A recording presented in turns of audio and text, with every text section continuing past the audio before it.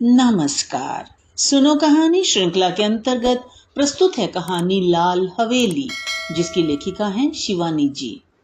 ताहिरा ने पास के बर्थ पर सोए अपने पति को देखा और एक लंबी सांस खींचकर करवट बदल ली। कंबल से ढकी रहमान अली की ऊंची तोंद गाड़ी के झकोलों से रह रहकर कांप रही थी। अभी 3 घंटे और थे। ताहिरा ने अपनी नाजुक कलाई में बंधी हीरे की जगमगाती घड़ी को कोसा। कमबख्त कितनी देर में घंटी बजा रही थी। रात भर एक आंख भी नहीं लगी थी उसकी। पास के बर्थ में उसका पति और नीचे के बर्थ में उसकी बेटी सलमा दोनों नींद में बेखबर बेहोश पड़े थे। ताहिरा घबरा कर बैठ गई। क्यों आ गई वह पति के कहने में? 100 बहाने बना सकती थी।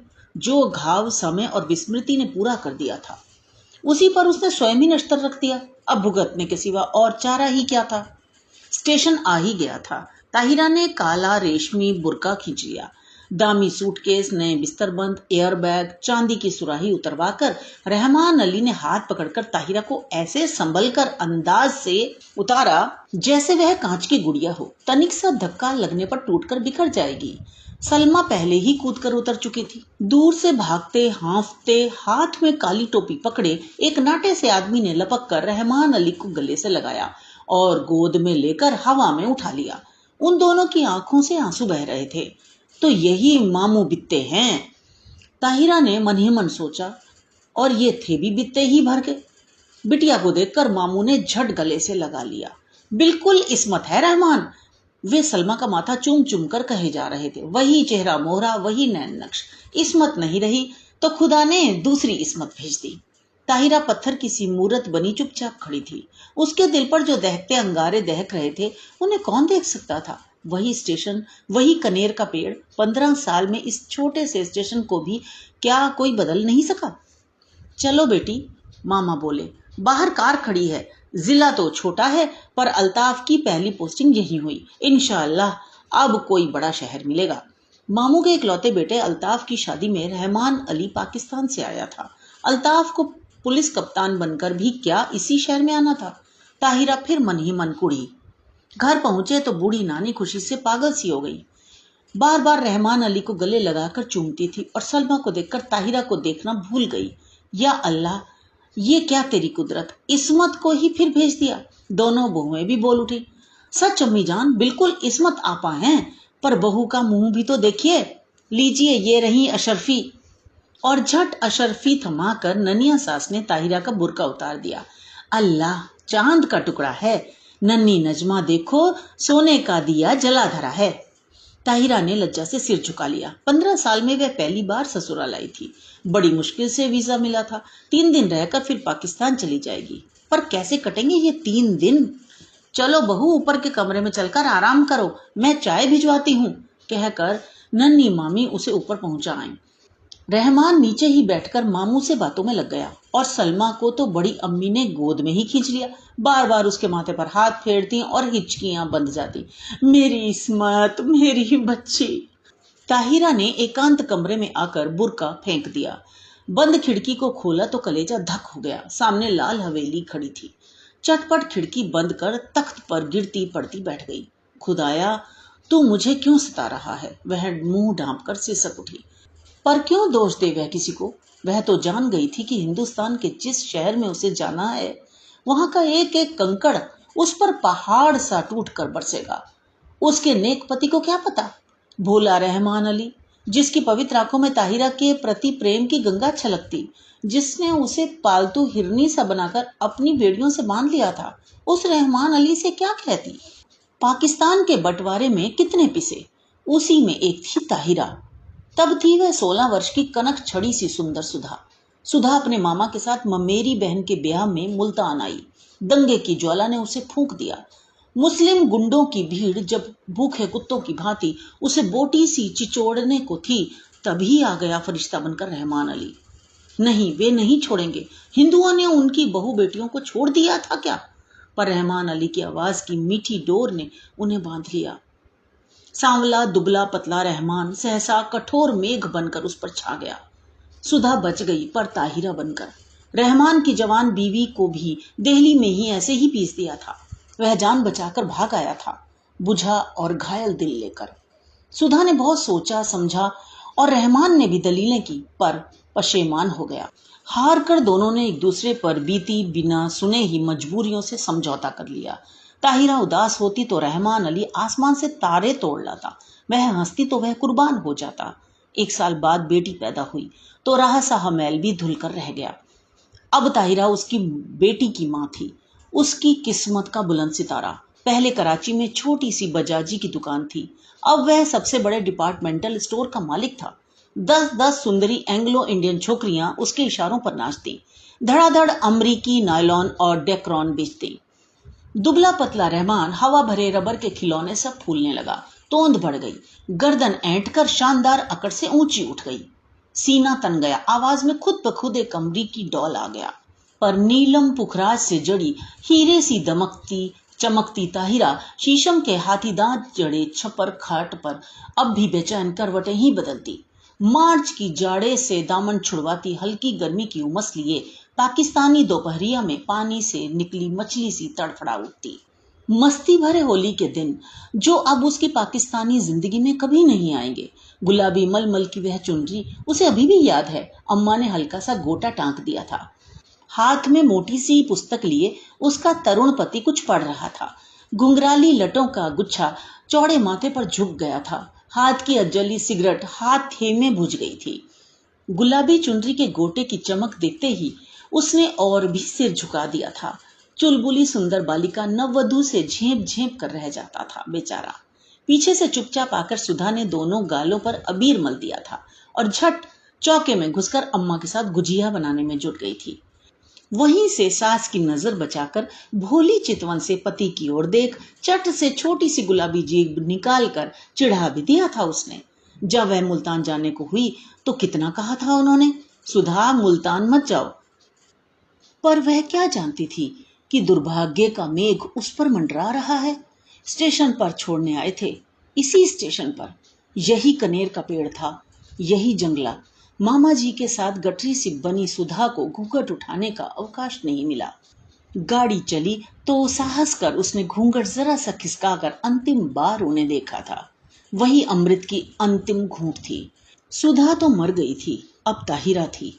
उसने फिर कांपते हाथों से खिड़की खोली। वही लाल हवेली थी, उसके श्वसुर वकील साहब की। वही छत पर चढ़ी रात की रानी की बेल, तीसरा कमरा जहां उसके जीवन की कितनी रस भरी रातें बीती थी। ना जाने क्या कर रहे होंगे, शादी कर ली होगी, क्या पता बच्चों से खेल रहे हों। आंखें फिर बरसने लगी और एक अनजाने मोह से वह जूझ उठी। ताहिरा, अरे कहाँ हो? रहमान अली का स्वर आया और हड़बड़ाकर आंखें पोंछ ताहिरा बिस्तर बंद खोलने लगी। रहमान अली ने गीली आंखें देखी तो घुटना टेक कर उसके पास बैठ गया। बीवी, क्या बात हो गई? सिर तो नहीं दुख रहा है? चलो चलो लेटो चलकर। कितनी बार समझाया है कि यह सब काम मत किया करो, पर सुनता कौन है। बैठो कुर्सी पर, मैं बिस्तर खोलता हूँ। मखमली गद्दे पर रेशमी चादर बिछाकर रहमान अली ने ताहिरा को लिटा दिया और शरबत लेने चला गया। सलमा आकर सिर दबाने लगी। बड़ी अम्मा ने आकर कहा, नजर लग गई है। और क्या? नजमा ने दहकते अंगारों पर चून और मिर्च से नजर उतारी। किसी ने कहा, दिल का दौरा पड़ गया, आंवले का मुरब्बा चटा कर देखो। लाड और दुलार की थपकियां देकर सब चले गए। पास में लेटा रहमान अली खर्राटे भरने लगा तो दबे पांव वह फिर खिड़की पर जा खड़ी हुई। बहुत दिन से प्यासे को जैसे ठंडे पानी की झील मिल गई थी। पानी पी पी कर भी प्यास नहीं बुझ रही थी। तीसरी मंजिल पर रोशनी जल रही थी। उस घर में रात का खाना देर से ही निपटता था। फिर खाने के बाद दूध पीने की भी तो उन्हें आदत थी। इतने साल गुजर गए फिर भी उनकी एक एक आदत उसे दो के पहाड़े की तरह जुबानी याद थी। सुधा, सुधा कहाँ है तू? उसका हृदय उसे स्वयं धिक्कार उठा। तूने अपना गला क्यों नहीं घोट दिया? तू मर क्यों नहीं गई कुएं में कूदकर? क्या पाकिस्तान में कुएं सूख गए थे? तूने धर्म छोड़ा पर संस्कार रह गए। प्रेम की धारा मोड़ दी पर बेड़ी नहीं कटी। हर तीज, होली, दिवाली तेरे कलेजे पर भाला भोंक कर निकल जाती है। हर ईद तुझे खुशी से क्यों नहीं भर देती? आज सामने तेरे ससुराल की हवेली है, जा उनके चरणों में गिरकर अपने पाप धो ले। ताहिरा ने सिसकियां रोकने को दुपट्टा मुंह में दबा लिया। रहमान अली ने करवट बदली और पलंग चरमराया। दबे पांव रखती ताहिरा फिर लेट गई। सुबह उठी तो शहनाइयां बज रही थी। रेशमी रंग बिरंगी गरारा कमीज, अबरखी चमकते दुपट्टे, हिना और मोतिया की गमक से पूरा घर महक रहा था। पुलिस बैंड तैयार था। खाकी वर्दियां और लाल तुर्रम के साफे सूरज के किरणों से चमक रहे थे। बारात में घर की सब औरतें भी जाएंगी। एक बस में रेशमी चादर तान कर पर्दा खींच दिया गया था। लड़कियां बड़ी बड़ी सुरमेदार आंखों से नशा सा बिखेरती एक दूसरे पर गिरती पड़ती बस पर चढ़ रही थी। बड़ी बूढ़ियां पान दान समेटकर बड़े इत्मीनान से बैठने जा रही थी और पीछे पीछे ताहिरा काला बुर्का ओढ़कर ऐसी गुमसुम चली जा रही थी जैसे सुध-बुध खो बैठी हो। ऐसे ही एक सांझ को वह भी दुल्हन बनकर इसी शहर में आई थी, बस में सिमटी सिमटाई लाल चुन्नर से ढकी। आज था स्याह बुर्का जिसने उसका चेहरा ही नहीं पूरी पिछली जिंदगी अंधेरे में डुबो कर रख दी थी। अरे किसी ने वकील साहब के यहाँ बुलावा भेजा कि नहीं? बड़ी अम्मी बोली और ताहिरा के दिल पर नश्तर फिरा। दे दिया अम्मी, मामू जान बोले। उनकी तबीयत ठीक नहीं है, इसी से नहीं आए। बड़े नेक आदमी हैं। बड़ी अम्मी ने डिबिया खोलकर पान मुंह में भरा, फिर छाली की चुटकी निकाली और बोली, शहर के सबसे नामी वकील के बेटे हैं, पर आस न औलाद। सुना एक बीवी दंगे में मर गई तो फिर घर ही नहीं बसाया। बड़ी धूमधाम से ब्याह हुआ। चांद सी दुल्हन आई। शाम को पिक्चर का प्रोग्राम बना। नया जोड़ा, बड़ी अम्मी, लड़कियां, यहाँ तक कि घर की नौकरानियां भी बन ठन कर तैयार हो गई, पर ताहिरा नहीं गई। उसका सिर दुख रहा था। बेसिर पैर के मोहब्बत के गाने सुनने की ताकत उसमें नहीं थी। अकेले अंधेरे कमरे में वह चुपचाप पड़ी रहना चाहती थी। हिंदुस्तान, प्यारे हिंदुस्तान की आखिरी सांझ। जब सब चले गए तो तेज बत्ती जलाकर वह आदमकद आईने के सामने खड़ी हो गई। समय और भाग्य का अत्याचार भी उसका अलौकिक सौंदर्य नहीं लूट सका। वह बड़ी बड़ी आंखें, गोरा रंग और संगमरमर सी सफेद देह। कौन कहेगा कि वह एक जवान बेटी की माँ है? कहीं पर भी उसके पुष्ट यौवन ने समय से मुंह की नहीं खाई थी। कल वह सुबह 4 बजे चली जाएगी। जिस देवता ने उसके लिए सर्वस्व त्याग कर वैरागी का वेश धर लिया है, क्या एक बार भी उसके दर्शन नहीं मिलेंगे? किसी शैतान नटखट बालक की भांति उसकी आंखें चमकने लगी। झटपट बुर्का ओढ़ वह बाहर निकल आई। पैरों में बिजली की गति आ गई, पर हवेली के पास आकर वह पसीना पसीना हो गई। पिछवाड़े की सीढ़ियां उससे याद थी, जो ठीक उनके कमरे की छोटी खिड़की के पास आकर ही रुकती थी। एक एक पैर 10 मन का हो गया। कलेजा फटकर मुंह को आ गया। पर अब वह ताहिरा नहीं थी। वह 16 वर्ष की पूर्व की चंचल बालिका नववधू सुधा थी, जो सास की नजर बचाकर तरुण पति के गालों पर अबीर मलने जा रही थी। मिलन के उन अमूल्य क्षणों में सैयद वंश के रहमान अली का अस्तित्व मिट गया था। आखिरी सीढ़ी आई। सांस रोककर आंखें मूंद वह मनाने लगी, हे बिल्वेश्वर महादेव, तुम्हारे चरणों में यह हीरे की अंगूठी चढ़ाऊंगी। एक बार उन्हें दिखा दो, पर वे मुझे न देखें। बहुत दिन बाद भक्त ने भगवान का स्मरण किया था, कैसे न सुनते। आंसू भरकर उसने देवता को देख लिया। वही गंभीर मुद्रा, वही लट्ठे का इकबर्रा पायजामा और मलमल का कुर्ता। मेज पर अभागिन सुधा की तस्वीर थी, जो गौने पर बड़े भैया ने खींची थी।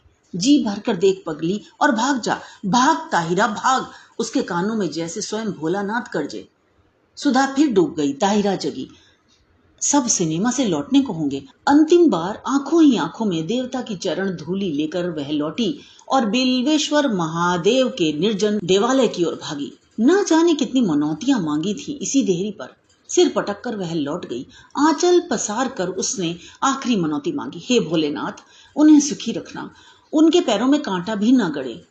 हीरे की अंगूठी उतार कर चढ़ा दी और भागती हाँफती घर पहुंची।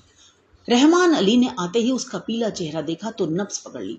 देखूं, बुखार तो नहीं है? अरे अंगूठी कहाँ गई? वह अंगूठी रहमान ने उसे इसी साल शादी के दिन यादगार में पहनाई थी। न जाने कहाँ गिर गई। थके स्वर में ताहिरा ने कहा, कोई बात नहीं। रहमान ने झुककर ठंडी बर्फ सी लंबी उंगलियों को चूम कर कहा, ये उंगलियां आबाद रहें, इंशाअल्लाह अब के तेहरान से चौकोर हीरा मंगवा लेंगे। ताहिरा की खोई दृष्टि खिड़की से बाहर अंधेरे में डूबती लाल हवेली पर थी, जिसके तीसरे कमरे की रोशनी दब से बुझ गई थी। ताहिरा ने एक सर्द सांस खींचकर खिड़की बंद कर दी।